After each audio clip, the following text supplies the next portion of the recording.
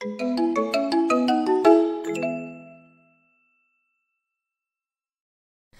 this video, I'll show you how to create a design using Canva in 3 simple steps. First, I'll show you how to choose your design types. Next, I'll show you how to choose and customize the template.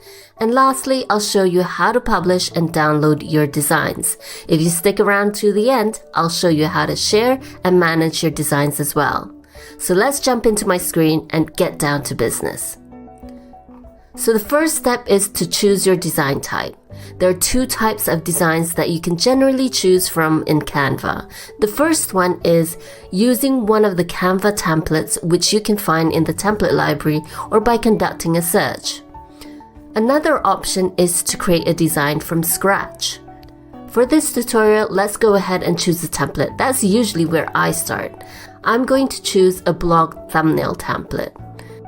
So there are 3 ways I can go about finding a template for my blog thumbnail. I could browse the template page and look for the category blog banner, or I can just type in blog banner in the search bar on the top of the page. Or if you want to create from scratch, you can go to the top left sidebar and do a search there for blog and see what suggestions come up. As you can see, there are 2 options here for blog banner and blog graphic. I'm going to create a blog thumbnail, so I will go ahead and select the blog banner. Next, I'm going to show you how to choose and customize a template. For this tutorial, I'm going to choose this template to customize. I'm going to change the colors and add an image to match my brand. When you first use Canva, you will be guided through the process of customizing your template. The first tip is to click on an element to edit it. You will see the editing toolbar appear above as you're editing the template. You can also upload your own photos by either clicking the upload button or dragging and dropping your files onto the canvas from the desktop. Lastly, the guide shows you where you can publish your designs once you're finished. To make this blog banner match my brand, I'm going to change the colors of this blog banner to my brand colors. As I've added my brand colors earlier in my brand kit, I should be able to easily select it from the editing toolbar. In this case, I want to change the pink background to my bronze brand color. So I'll just click the background, and as I'm doing that, the editing toolbar will appear on the top, and I can just click the pink color in the editing toolbar and select the bronze brand color from my primary palette. So easy, right? No need to go through the hassle and find my brand HTML color code. Now I'd like to change the text on this blog banner. So what I'll do is I'll just double click in the area of text that I want to change. And then if I want to just delete everything, I just highlight the whole thing and then delete. And then just enter the text that you want to add. So in this case, I'm adding my name. But as you can see, this actually covers the text below here. So we could do a few things here. We could either move this down so it doesn't overlap, or I think in this case, because of how the Z and Y is quite long at the bottom, I'm going to put the word Liz and ASEAN on the same line like that. But as you can see, whenever I try to create a space, it goes down. So you could do 2 things here. Either you make the space bigger and then try and add the space again like that, or you can select it all and then change the font size. So in this case, I'll go to 48, make it a little bit smaller so it can fit the size that it wants to fit into. And then I see that I need to probably pivot a bit. So there's this rotation tool here. You could turn it around slightly. I might even move it slightly to the left by just clicking on it and then pressing down and then moving it wherever I want.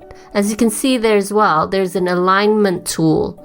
So you could tell whether or not your text or your elements, it could be an image or text, whether it's centered or not. So that's a pretty cool thing. So now that that is moved up, I can move this back up again. And if I want to change this as well, I could just double click, delete it, and then add my own text.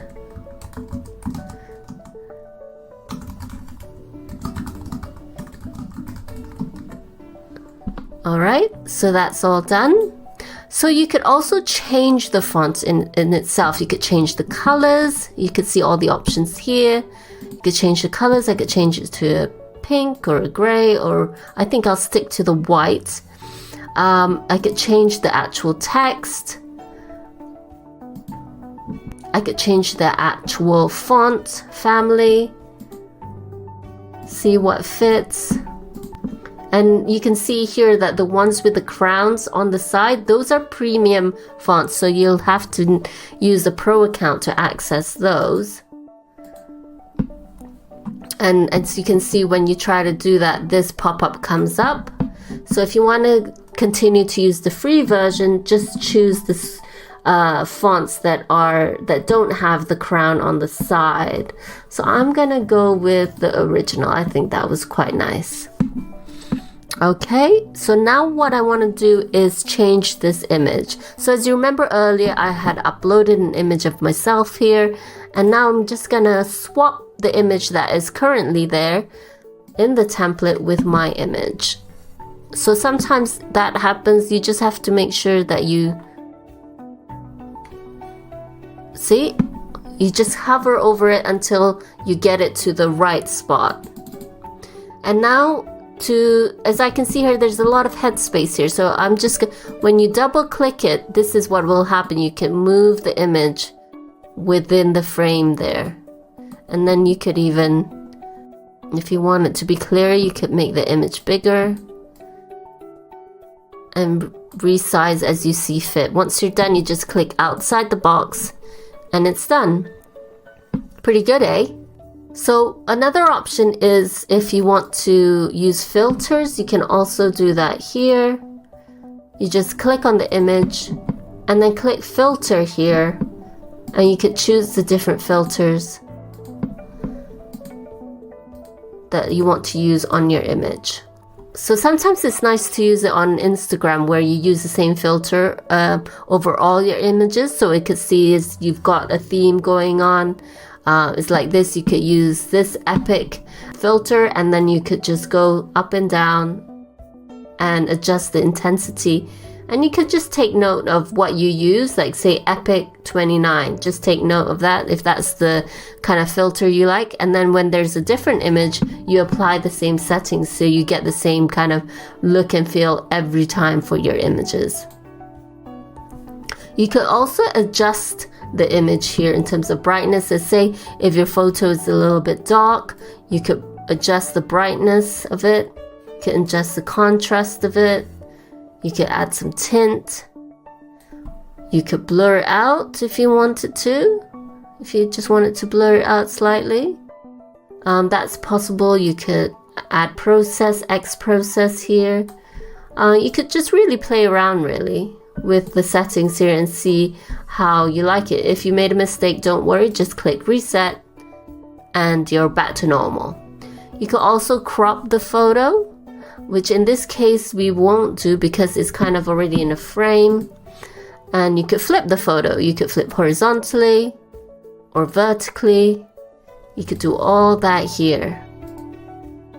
And say if you've made a mistake, don't worry, just click undo up here until you find the image that you want again, the way that you wanted it. I also wanted to show you another function that you could use on the elements. So when I say elements, it could be videos or photos or text or images, anything. You could basically adjust the transparency as well. So see, in this case, I've just selected the picture and I'm adjusting the transparency. You could also do it here. Say for instance, maybe this background to the text there, I could change the transparency of that as well. And I could change the text transparency as well. So sometimes you want some images to be less prominent than others. You could change the brightness of it with the transparency. And you can also duplicate items. So say if you wanted more hearts on it, you duplicate it, and then there's the copy, and then you could move it here or wherever you would like. So yeah,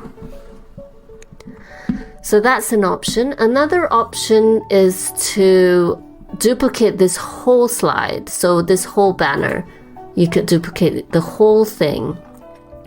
And in this case, the blog banner, you probably wouldn't do that, but probably if this was a slide for a presentation, you might want to use the same layout. You just click duplicate, and then you get another copy. And if you're working with a team member, you could add notes here. Say, how does this look? Do you approve? And then you can click save. And so there's so many things that you can do in terms of editing your, customizing your template. And these are just a few options for you. The other great thing about Canva is the ability to access stock photos. So you don't have to go rummaging around and, subscribing to photo stocks websites just to get access to images that you'd like to use for your business, or, for whatever purpose that you want to use it for.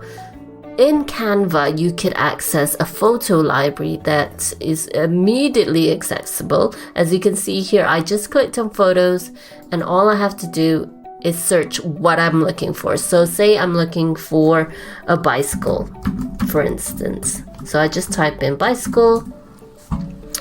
And then as you can see here, if you see the crown, that means that is something that you need to pay for, and it's not free. So in order to use images, you don't necessarily have to have a pro account. You could choose to just use one image and pay per image. So you could stay on the free account, but pay per image. But if you upgrade to Pro, if you use a lot of stock images, you might be saving a lot of money, because then you'll just be paying for a bulk of images instead of just an image at a time. And this might suit people who use a lot of images, or if they're an agency that uses a lot of images for their clients and so on.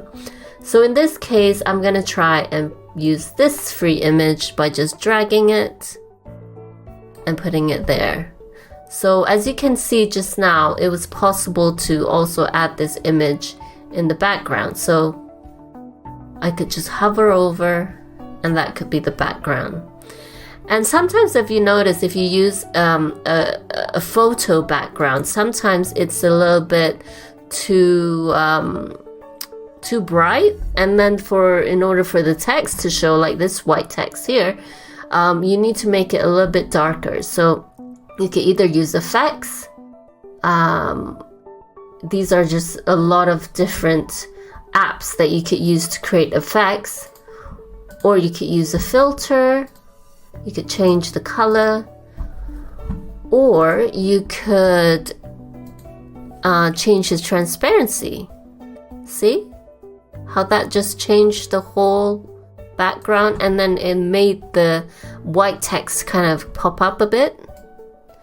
You could also use elements to add a layer over the image. Like, say for instance, if I wanted it to have sort of like a dark black overlay, so I could just make the text become more visible. So as you can see here now, when I selected that shape, it went over the image. And so you don't want that. You want the image to go above the picture, but below all the other elements on this design. So what I'm going to do is I'm going to click the position button, and I'm going to click backwards. So as you click backwards, you could see that it's kind of like moving down in terms of where the layer is, and you can see when you should stop. So I think there, if you kind of make it a little bit bigger, you could see, okay, so now it's gone where you want it to be. So I'm just gonna pull it so it covers the whole area, And then what I wanted to do, I was gonna add a layer of darkness, so a layer of black color, a transparent black color over it, so the image itself isn't too bright, and so I'll be able to read all the text on the image. So what I'm gonna do now is I'm gonna turn down the transparency on that. Do you see what happened there?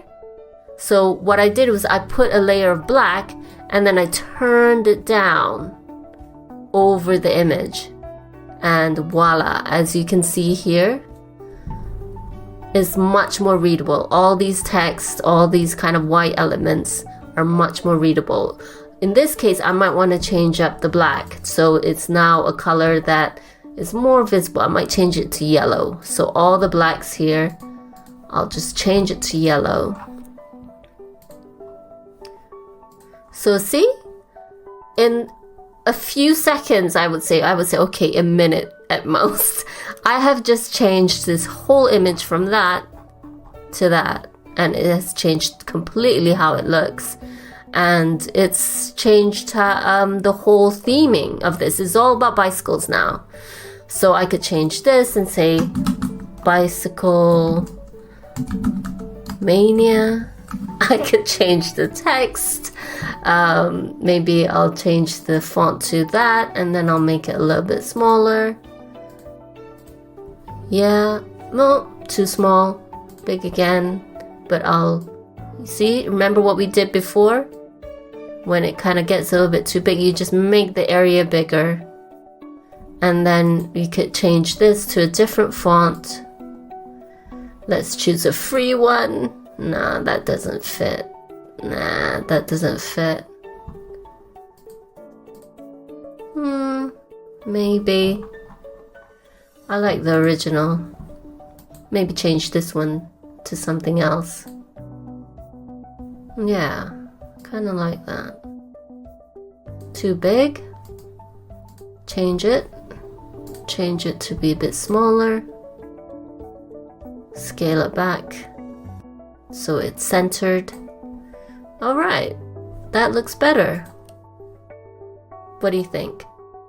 So do you think you can do this too? I mean, you could even go crazy and add a few clip arts of bicycles. So over here, just now I was searching for bicycle photos. Now I could add bicycle clip art. So see? You have the pro and free versions. I'm gonna add a pro version just so you see how it looks like. So when you add a pro image or pro element, it's gonna have this kind of grid-like image to it. So that means that's a paid for element. And when you try to download this whole design with an image that has a paid element to it, it will show you here that you need to pay that pay and download. And then the watermark will be removed.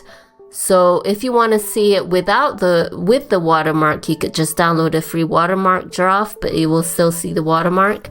But if not, you pay first and then you can download it and you won't see the watermark anymore.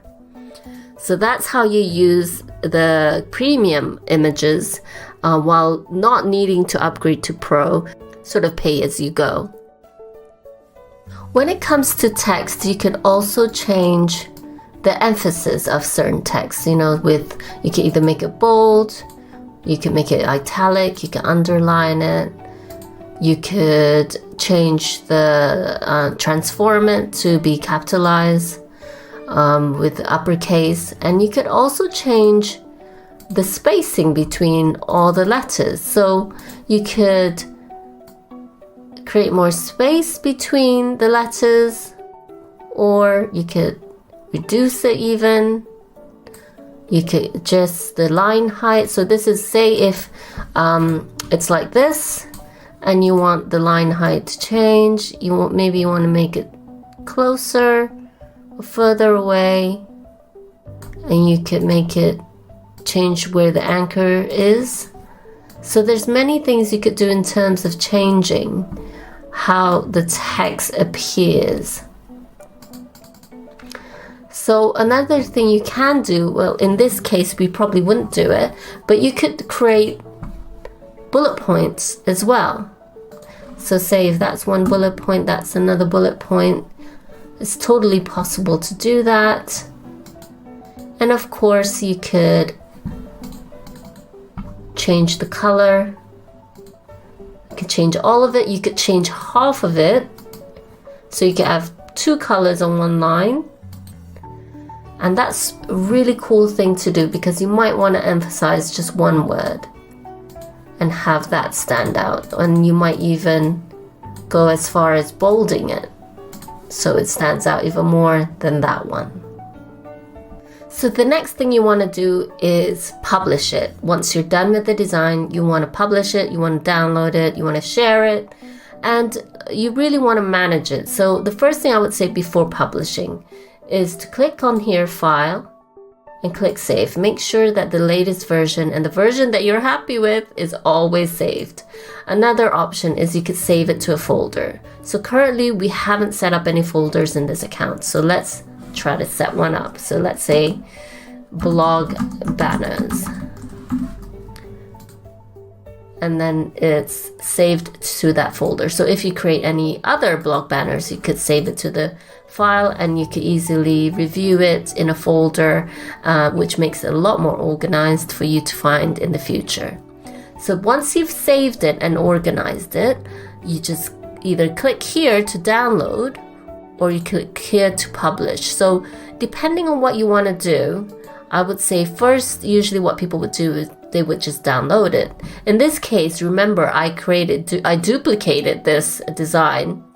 So now we have 3 pages in this whole design. So, but I just want to use this one. I just want to download the first one. So what I can do here, I click the down button and just click on page 1 and click done and then click download.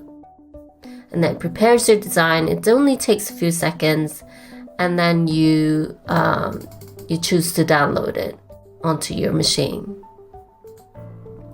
That's one way to do it. Another way to publish is you could publish as a link. So maybe you want to show it to someone and then they could just grab the link, you grab the link and then you share it with somebody just like that, and that's what they'll see. And they could open their own Canva account and then they could edit it, or they could share it, or they could see it in a thumbnail view. So once you share it, remember you're sharing the whole thing. You're not just sharing that one page. So you could also publish it directly to your social media. So you could publish it Facebook, Twitter, email, Facebook group. You could download it as an animation. Now this is cool, but it's only a pro version.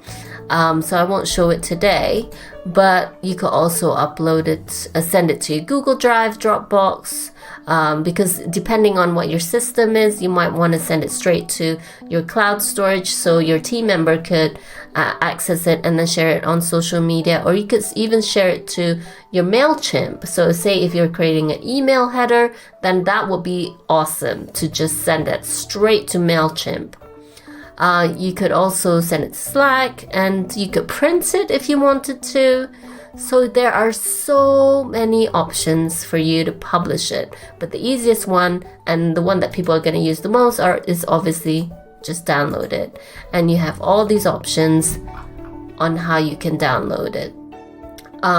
For social media, PNG, JPEG is totally fine, whichever you prefer. I prefer PNG because it seems to work better on most platforms. And that's how you publish your design. Next, I want to show you how to share your design. Now, this is very cool as well because you might want to share it with your team, invite somebody to edit it. So this is where you go to share it. So you could have accessed this here just now with share link. It's basically the same thing, but over here you could also have the option to add in somebody's email address or share it with your team member if you've already added them to your account.